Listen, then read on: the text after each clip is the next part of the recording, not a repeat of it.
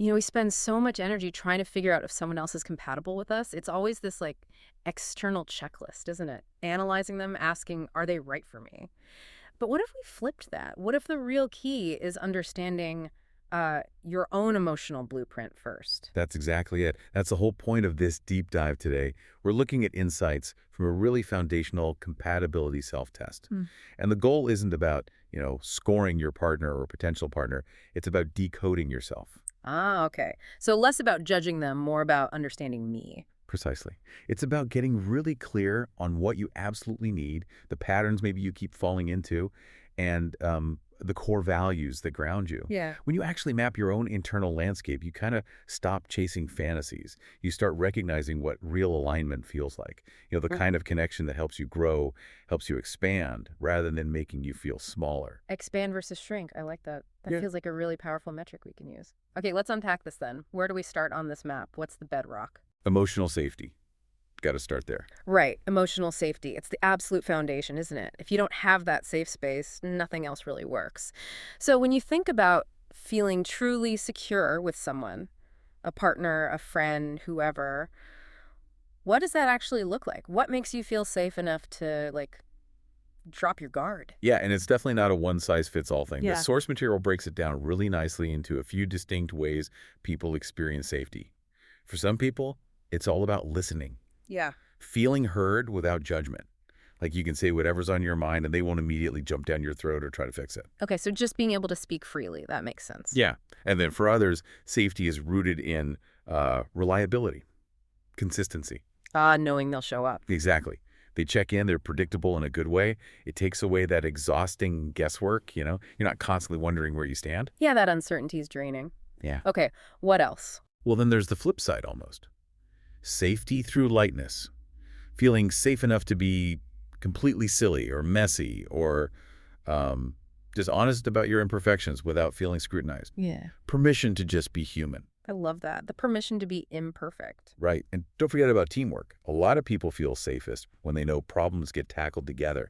Like conflict is just a bump in the road you navigate as a team, not something that threatens the whole connection. Okay, tackling things side by side. And maybe the most profound one, feeling safe because you don't have to constantly explain yourself, that sense of just being gotten. Like they already have your user manual, Yeah. just understood. Wow, yeah, that feeling of being inherently understood, that's huge.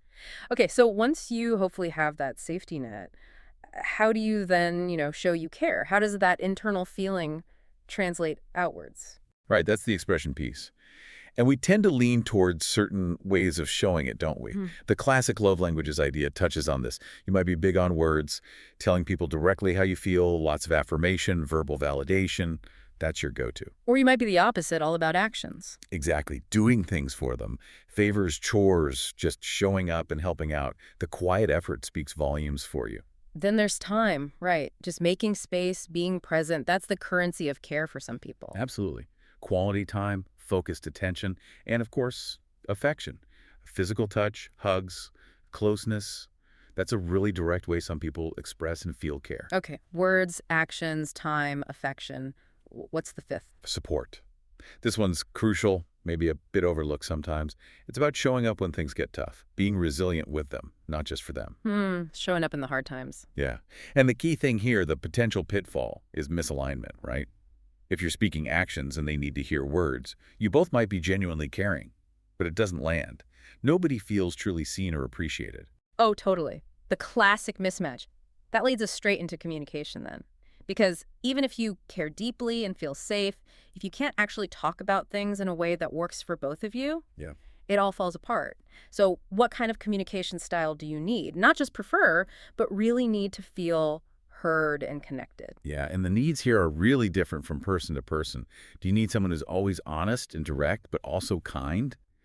Able to deliver tough news gently? The radical candor kind of approach? Kinda, yeah. Yeah. Or maybe you need things to be super calm and solution-focused. Yeah. Like, let's not get heated. Let's just figure out how to fix a problem. Emotion takes a backseat to problem solving. Okay. Versus maybe needing more exploration. Exactly, that open-ended style. Using the conversation to actually think together, explore possibilities, not just state positions. It's more collaborative. I like that idea of thinking together. Then there's needing affirmation. Really needing to hear explicitly that your thoughts and feelings matter. Tell me what you think. How does that land for you? That kind of constant check-in for reassurance. And the last one, just clarity. Yeah, clear, consistent, no mixed signals, no ambiguity. You need to know exactly where things stand. Can't deal with the maybes. It's fascinating how different those needs can be. And what's really interesting is how you react when you feel hurt. It's like a window into your deepest needs and maybe your oldest coping mechanisms. Ah, okay. So how you react under pressure tells a story. What are the common reactions? Well, one big one is withdrawing, pulling away, needing space, needing time alone to process and calm down. That distance is actually a safety strategy. Right, needing to self-regulate first. But then there's the opposite reaction, right? Needing to talk it out immediately. Yes, can't stand the silence. For that person, silence feels like rejection or abandonment. They need connection and resolution right away to feel secure again. Or maybe you become anxious. Totally. The overthinking spiral. Running through worst-case scenarios, catastrophizing, trying to mentally solve the problem. Often making it bigger in your head. Been there. Okay, what else?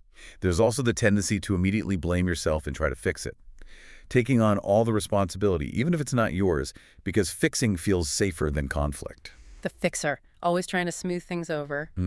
And the fifth is sort of getting stuck, feeling unsure how to even bring up that you're hurt.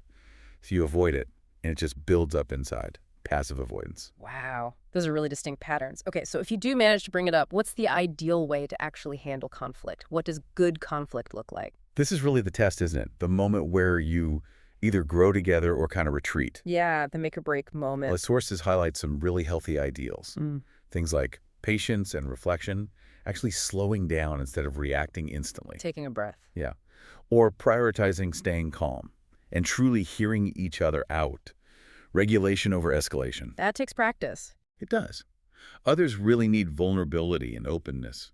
Putting all the cards on the table, sharing the messy feelings, not holding back. Being fully transparent. And then there are approaches that try to get rid of blame altogether.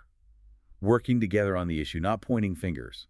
Seeing it as a shared challenge. That leads to that idea of mutual accountability. Exactly. It's not about finding who's wrong. It's about understanding how we, both of us, contributed to this situation and how we can fix the system together. Okay, so we've covered safety, how we show care, how we communicate, how we handle conflict. Now let's get to the core feeling. What makes you feel truly seen? That deep sense of validation and acceptance. This is such a fundamental need. It's about being recognized for who you really are, not who you're pretending to be. For some, it's the small things. Someone remembering tiny details, your weird coffee order, a story you told ages ago, that random childhood fear. It shows they're paying close attention. It shows you matter enough to remember the details. Exactly. Yeah. For others, feeling seen is all about respect for boundaries. They feel seen when their no is accepted easily, without a fuss, without making it weird or needing constant justification. Acceptance without interrogation. I like that. Yeah. Or maybe feeling seen is simply not having to perform, being able to just exist. No pressure to be on, entertaining, or impressive. Just being you is enough. Letting your guard down completely. And then there's the connection through depth. Feeling seen during those big conversations about values, life goals, philosophy, where the substance of who you are is what's connecting you. Deeper than just surface level stuff. Right. And finally, there's that almost intuitive knowing. Feeling seen when someone notices how you're really feeling, even if you haven't said a word. They just pick up on your energy. The emotional radar. That's powerful too. Okay, so those are the things that make us feel good, seen, connected. Now let's talk about the hard lines, the non-negotiables, the deal breakers. Are these things people tend to compromise on if everything else feels good? The research is pretty clear on this. Compromising on these fundamental deal breakers almost always backfires long-term, no matter how great the chemistry is initially. These are things like a serious lack of emotional availability, someone who just can't connect on that deeper level. Okay, that's a big one. Definitely. Also, consistently poor communication or avoidance. If they shut down or run away every time things get tough, dishonesty or major inconsistency is another. You just can't build trust on shaky ground. Makes sense. What else? Disrespecting boundaries. Repeatedly pushing past your limits after you've stated them. And maybe the biggest structural one? Fundamentally misaligned core values or life goals. If you want completely different things out of life, That's incredibly hard to reconcile. Yeah, those feel like foundational cracks, not just surface issues. So, bringing all this together, the needs, the boundaries, the styles, how do you actually define true compatibility? It's clearly not about being identical. Right, it's dynamic. Yeah. It might simply mean we meet each other emotionally. Our needs and ways of being just Yeah.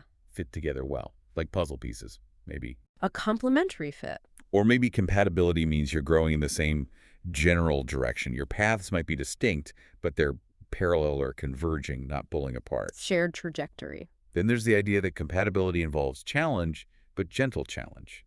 Pushing each other to be better, to grow, but always with support and kindness, not tearing each other down. Constructive challenge. I like that. And the last two are about balance and enhancement. We balance each other out. My strengths shore up your weaknesses, and vice versa. And ultimately, maybe the highest form. We genuinely make each other better versions of ourselves. We bring out the best in one another. Okay, understanding all this about ourselves is huge, but it's only half the picture, right? We need to look back to what patterns tend to show up in our past relationships or connections. Identifying those blind spots seems crucial if we want things to be different going forward. Absolutely.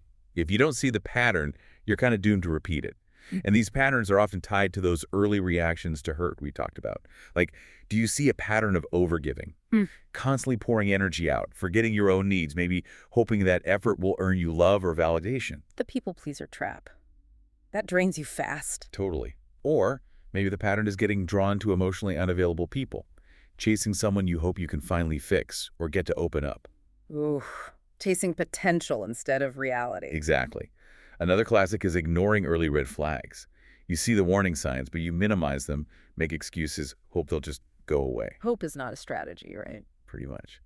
Then there are the defensive patterns, like avoiding vulnerability altogether, keeping walls up so high to avoid getting hurt again, but ultimately keeping everyone out. Protecting yourself so much you end up isolated.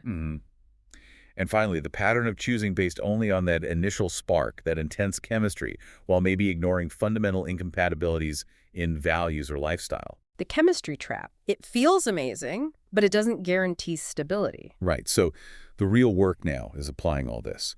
Look back at your answers about what makes you feel safe, seen, supported. Ask yourself, okay, what kind of environment do I actually need to thrive? Consistently. And just as importantly, what patterns, what blind spots have been getting in my way? What do I want to work on? This brings us back to that core question you mentioned earlier, the one we can use in the moment. Yes, the expansion versus shrinkage test. When you're around this person, or even just thinking about interacting with them, do you feel like you're shrinking or expanding? Shrinking is that feeling of holding your breath, walking on eggshells, dimming your own light, simplifying yourself to fit in or avoid conflict.